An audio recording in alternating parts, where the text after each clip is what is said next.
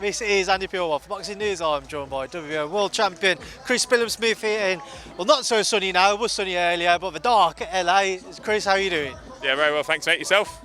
Very well, thank you. Obviously we've got some boxing going on behind you. You're missing out on it all to do this interview.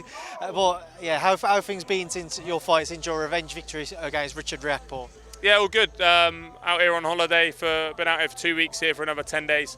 So enjoying California, getting to see the whole of it, well, most of it anyway, all the way up to San Fran, Big Sur, Yosemite National Park. So it's been a really nice trip with my wife and son. My mum's just flown out as a babysitter, so we can go to the boxing on Saturday. So yeah, looking forward to that as well. Managed to squeeze us in on the holiday. Thankfully, Mia likes boxing as well, so I've managed to blag us into that. Before we do come on to kind of reflecting on Richard and then looking at some other options which are out there, obviously Mr. Jai Opetaia hasn't been short of a few words for yourself. Just on Terence Crawford, Israel Madrimov, it's a fantastic fight. How excited are you to see Saturday night? And from our brief message, it seems to be that you're very much excited to see Terence Crawford fight. Yeah, I mean, it's not an easy fight for Terence Crawford, but you kind of put him in that sort of pound for pound category now where he almost can't be touched, but he's moving up a weight division against a guy who's very solid at the weight. He's a decent size for the weight, not huge for the weight, but solid, got a good chin, can punch, good work rate, can do everything pretty well. But I just think Terence is probably a little bit too skillful for him. But you don't know. You don't know because the weight might become a factor. He's obviously come up from a really, I can't remember what he boxed Ricky Burns out. I can't remember if it's super featherweight or lightweight, but he's come up with a lot of weight divisions, and he's put on a lot of weight over the years. But he says he feels good for it, so we'll see how the weight, weight is a factor on Saturday. Just speaking on that front, then, and you're looking at the weight. Let's say Terence comes through. There's been a lot of talk about that Canelo fight. Somebody who you once jokingly were mentioned of potentially sharing the ring with. You're just kind of raising your eyebrows there, suggest you never know. But yeah, would that be a step too far if we saw Canelo Crawford? Yeah, I mean, I can't see what weight they'd do it at. You can't just do it at 168. Like, that's way too far. It's another stone above what he's weighing at now. And then, Canelo's probably getting in the ring about 180, 185 or something like that. So that's a huge discrepancy in weight. Not say, but then he's always struggled with southpaw movers. Well, not always struggled, but struggled with movers for sure. People with good feet. Struggled against Erislandy Lara. Obviously down a few weights, but I think I was at 154. So yeah, it was. You don't know, but you'd imagine the size would just be too much. And looking at Terence today, like, he's not massive. He's not definitely not massive at 154. So when you compare him to Madrimov, like, in terms of, he's quite slight still, and he just doesn't look like he's. You'd think the size difference would just be huge on the night. So you'd imagine it'd be a step too far. But it's boxing. People sometimes do it. I'm not saying it won't happen, but I think if it does happen, it might be a step too far. Swinging back to yourself, obviously just saw yourself and Mr. Richard Riakporhe, your previous opponent, cross paths there. Very cordial, very respectful as well. It seems to be that you've put that entire, not saga, but story in your career to bed now. Yeah, I think so. There was never any real animosity between me and Richard. He said a few things in the build-up. We go back and forth in the build-up, and that's boxing. But afterwards, I saw him.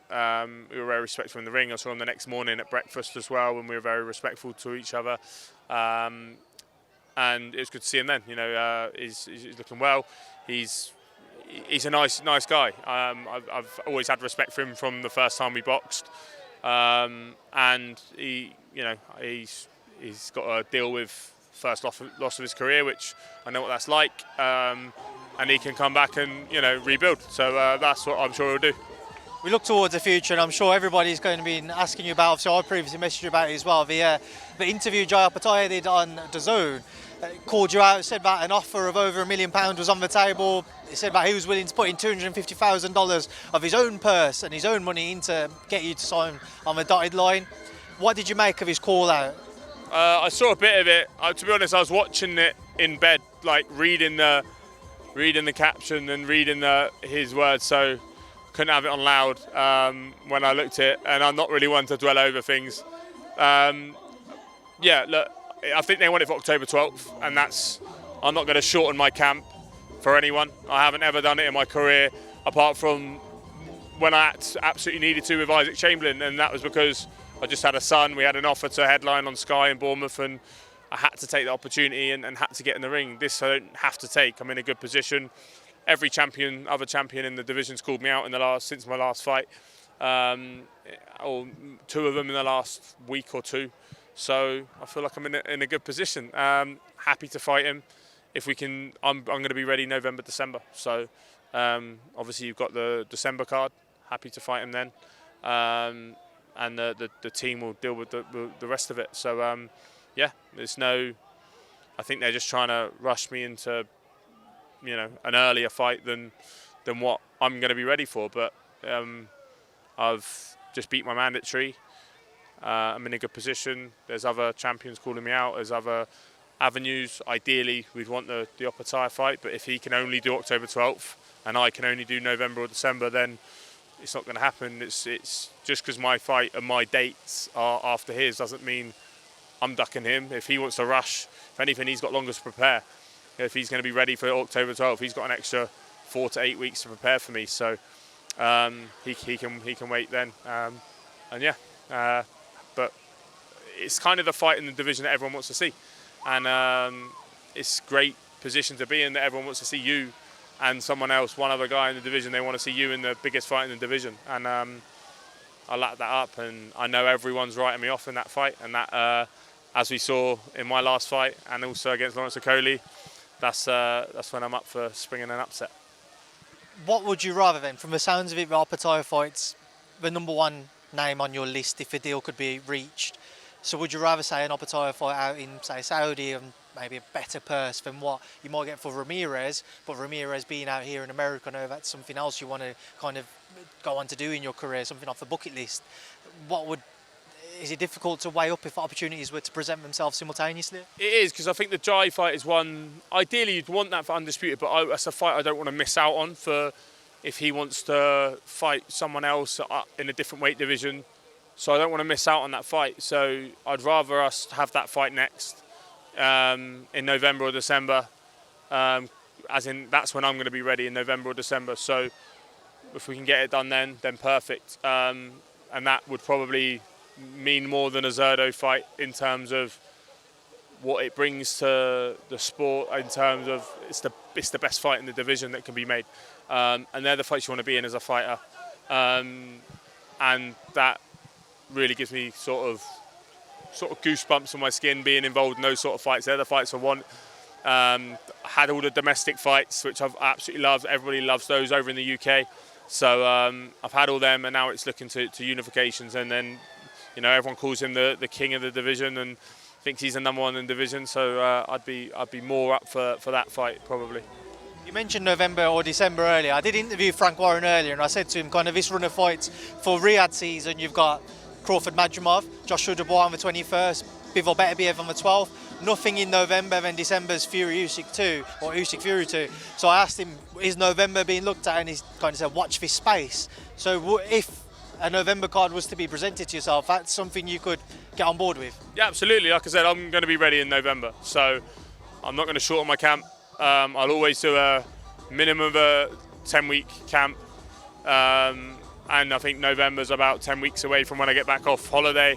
So then I can get straight back in the gym with Shane and get to work. Like I said, November, December's always been the date we've looked at, because the fight got pushed back to June. The Richard fight, we thought it was going to be April, May, so then we always had in our head it was going to be June. Bit of time off. Always have a decent enough break now. I know how my body heals and what to do with it and to keep it fresh. And it's done me good in the last couple of years to look after myself. And then we need a nice long camp, as I do with every other fight, to prepare properly. And the fight of that magnitude deserves that. Final one on all things Jai Opetaia. In that interview, you said that he thinks that would probably be the best financial offer you'd have had in your career so far. Now, I don't expect you to go into kind of the nuts and cranks of it all, but were you surprised by that? Would you have expected that fight to deliver more financially for yourself and Jai? I don't know what the offer is yet. So going off what he said, he was around $1 million, and then he's going to put an extra 250,000 in. Yeah, I mean, I've heard of, never want to talk about money, but I've heard that his purse to fight another Brit was around that. So then to fight me for a unification, and he's the one calling me out, and I'm also seem to be the most wanted man in the division across all the champions. So I assume it'll also be his biggest payday to date. So it works both ways. Works both ways. But yeah, I mean, you the money you hear of in Saudi, you'd expect it to be more, I assume. But yeah, it's that's also him saying that. I don't know what the offer is. I don't know where we're at. I leave that, as always, to Jake McGuigan and Shane McGuigan. So, and they'll say, and they know what I'm worth. Probably more than I do, so we leave those questions to them. Zurdo Ramirez, I believe you said that you had a few messages exchanged over Instagram, was it? Do you think what do you think on that fight, in fact, and how positive are you that he's genuine and he wants to try and make that unification as well? Yeah, I think they want to do that fight. I think Golden Boy did come in with an offer a while ago. I can't remember what it was. Jake did tell me it, but after the Richard fight, but.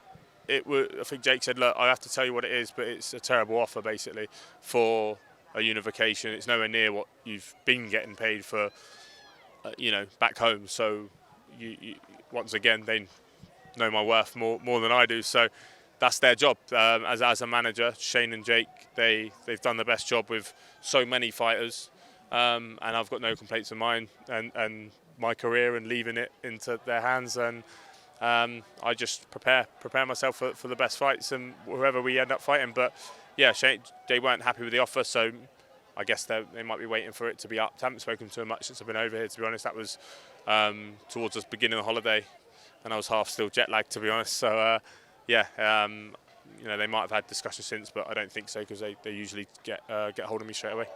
Well, Chris, listen, I appreciate your time now. I'm leaving you to go enjoy what's left of the fights tonight, and obviously enjoy Saturday.